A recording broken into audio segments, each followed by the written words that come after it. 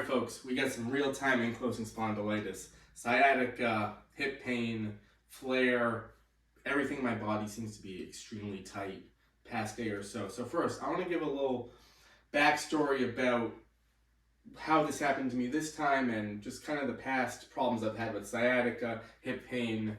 A lot of us with ankylosing spondylitis have dealt with these type of flares, extreme hip pain, sciatica where it goes down the leg, piriformis syndrome when you get that pain in the hip. You know, it affects everyone completely differently. Everyone's reaction to movement, exercise is going to be completely different. So I just want to talk about my own experience and first with what happened this time. So I'm going to use this chair to get down. What happened this time is I increased my level of exercise by a lot. I joined a basketball league for the first time in a long time. I was feeling incredible. You know, I've been sharing some of this recently about how good I've been feeling, some of the changes I made. So look back at the recent videos just about, you know, where I am right now in my journey, how I got here. But joined a basketball league for the first time, was feeling really good. You know, got in my head a little bit about stretching before the game. Because I was feeling so good, I didn't want to aggravate anything, so I didn't really do anything for the days leading up to the first game, which was last week. Played in the game, felt incredible, but it was a different level of basketball, which, you know, my body wasn't really accustomed to. I played pretty hard, didn't stretch afterwards. So this one's on me, right? And I like to share these stories because I think they could be really helpful for folks who are trying to increase exercise, increase strength training or cardio, or trying to play sports. Because I've faced this a lot in my life where I've tried to figure out the balance of increasing my output without aggravating things, but keeping things healthy, keeping things strong, not aggravating the joints. So what I did this time, big mistake, right? Didn't stretch for the days leading up to the game, felt pretty good, didn't want to jinx it, got in my head about it. Played in the game, didn't stretch afterwards because I was feeling so good. I was just so grateful to play. And honestly, I didn't even think about the recovery and how much harder I played.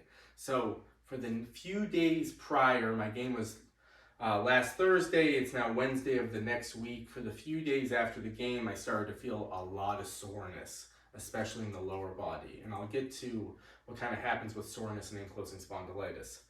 I felt a lot of soreness on both sides. My calf, my feet hurt, my hamstrings, my hips.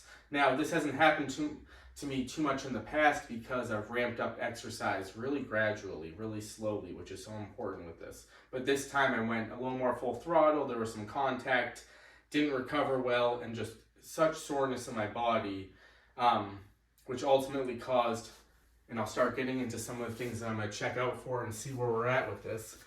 It caused everything on my right side of my body to tighten up probably 5 times the amount than my left side. So I'll show you kind of what happens and how I like to work through this. So I'm going to check on some mobility here. We'll call this my good side. The left side right now is moving pretty well, no problems. As I go to the right, even picking up this foot hurts because that hip is really aggravated on my right side. The low back's aggravated. So my mobility on this side is, you can see, really challenging to extend this leg. My hamstring is really tight. So how we work through something like this, we do not want pain. We don't want to aggravate the nerve, the hip any more than it is. So how I test things is I really am going to start with a small range of motion. I even feel my calf here and I'm barely getting into the calf, but I really start with a small range of motion. And this move just might not be good for me today. If it's really pulling on the nerve in that low back, it might not be good for me today. But I'm going to see if this opens up at all. Start with a really small range, maybe come back to it. But as you can see, this whole side, this hamstring, this calf, has become incredibly tight. So instead of pushing it there, I'm going to check on the calf first, right? Wincing as I get up. You know, I think it's important to kind of show real-time flares, hip pain, what happens with AS. But I'm going to check on the calf this side's not bad. I'm drilling my heel into the ground. But what I noticed is my calf on my right side is just so tight. So I'm going to work comfortably into this stretch. And since this is just being felt in the calf and not in my hip, not in the low back, this is a good one for me to work today so I can try to help loosen up this side without aggravating the hip. So what I look for on days like this is, let's get some looseness going in the body, some movement, and on a day like today, I might look to the upper body. If I wanted to work out today, I might just do an upper body workout so I'm not getting into that hip. But I do want to try to loosen up some things today. So I'm getting into this calf. It's loosening up a little bit. And I'm going to keep comparing them.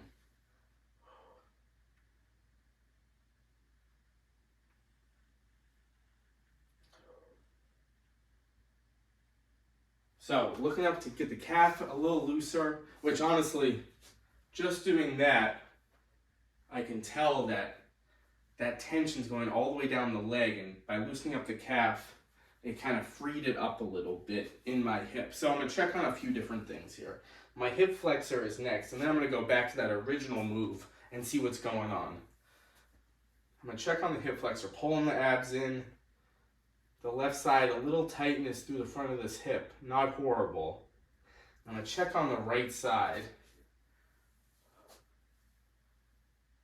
Much tighter just through the hip. So what happens to me throughout the years is one side gets a lot tighter, causes that pinch in the hip, that sciatica. So I'm going to spend a little more time on the right side today to try to get my alignment back in check here. If I work too deep into this, it causes pain in my low back. So I'm just going to look for a little stretch in the front of this hip. And this is what I'm talking about, that mild range of motion, no pain, especially when you're going through something like this. Mild range of motion, front of the hip.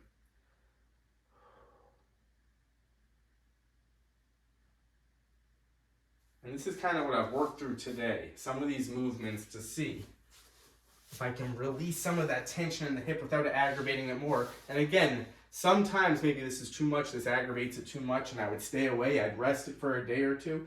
But today it's actually responded pretty well to this stuff. So now I'm going to go back to that hamstring floss, moving a little better because I've released that tension a little bit in the calf, the hip flexor. Now this is moving much better here. And again, sometimes it doesn't respond well to this, and I'll have to give it a little more rest. But what happened this time was way too much soreness, which I just want to get into at the end here. So this loosened up a little bit. Now I'm feeling this hamstring, the calf not as much, and the low back not as much. So another thing I like to check on is just that low back. This is one that, if the sciatica is really bugging me, I can't rotate. So moving to the left really pulls on that low back and that hip. It's not moving well that way.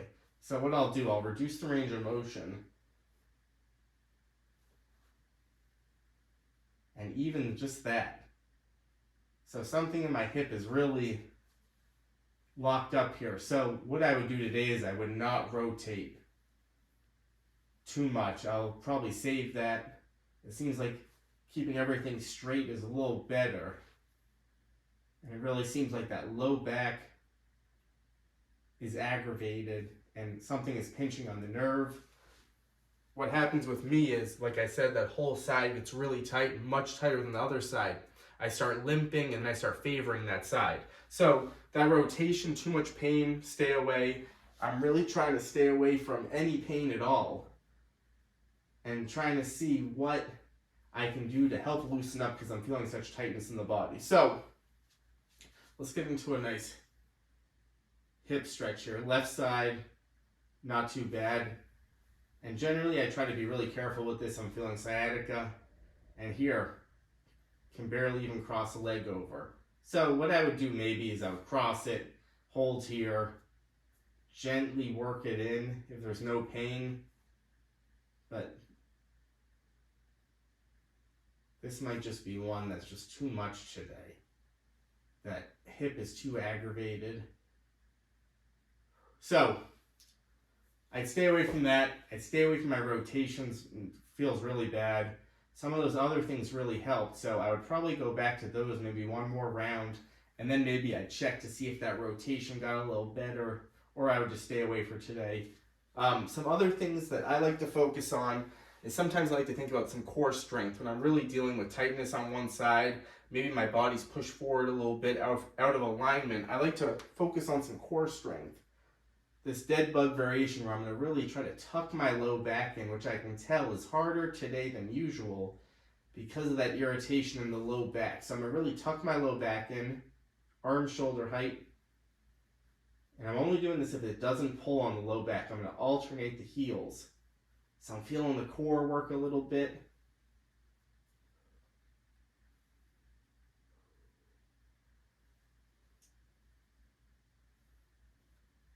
So getting the core back going to kind of protect that area a little bit. So this is something that feels all right today. Maybe I work on the dead bug. I work on the upper body alignment, tucking my low back.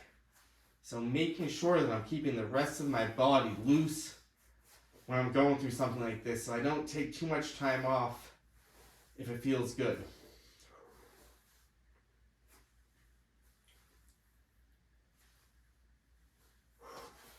All right, that feels pretty good. So let's see if I can run through a little bit here. The things that felt good, the calf stretch loosened up a lot. In the beginning, super tight. I could barely get into this. So now I'm starting to feel that calf loosen. So that was a good one for me to do today. This half kneeling hip flexor stretch felt pretty good if I didn't push it. So maybe I'd hold here 30 seconds, much looser. So this is what I'm talking about. You got to adapt it to you. You got to find things that work for you. Because I've been doing this for so long, I kind of know what I respond well to, but this is why I've kept track of everything over the years. So when I feel something like hip pain, I know, all right, maybe the hip stretch is too much for it. Let's focus on the hip flexor. Let's focus on the core. Let's make sure the calf is loose. That hamstring mobility that I did early on, it took a little bit of time to tinker around with it, but I'm not forcing anything that feels bad. Maybe I'm working through some different cat-cows to realign. And even with this, I can kind of feel that pinch in that area on my right side. So first I would try to really reduce the range of motion. And since it's still there, I'd probably stay away from it. So, you know, the cause of this was my fault. That overexertion, did way too much. Usually, if I stick to what I've been doing, increase it a little bit, I feel pretty good. But if I do way too much and I didn't recover well, sometimes it can cause this. So some things to think about when we're upping exercise, thinking about the recovery, a good stretching routine after whatever we're doing, a great warm-up, and really paying attention to the body. Again, something I did poorly this time, but you know, we learn from these things. I felt much better today than yesterday, and I'm sure this will be gone by later today, tomorrow. But some of the things I think about to realign, to focus on how do we keep moving without causing more pain, to make things feel a little better, and those are some of the things I focus on right there. So let me know in the comments, when you get something like a flare, sciatica, hip pain, what are some of the things that help you? What are some of the things that just really hurt that you try to avoid, you try to stay away from? Let me know in the comments some of the things you do, and let me know if some of this stuff is helpful for you guys in your journey. See you next time.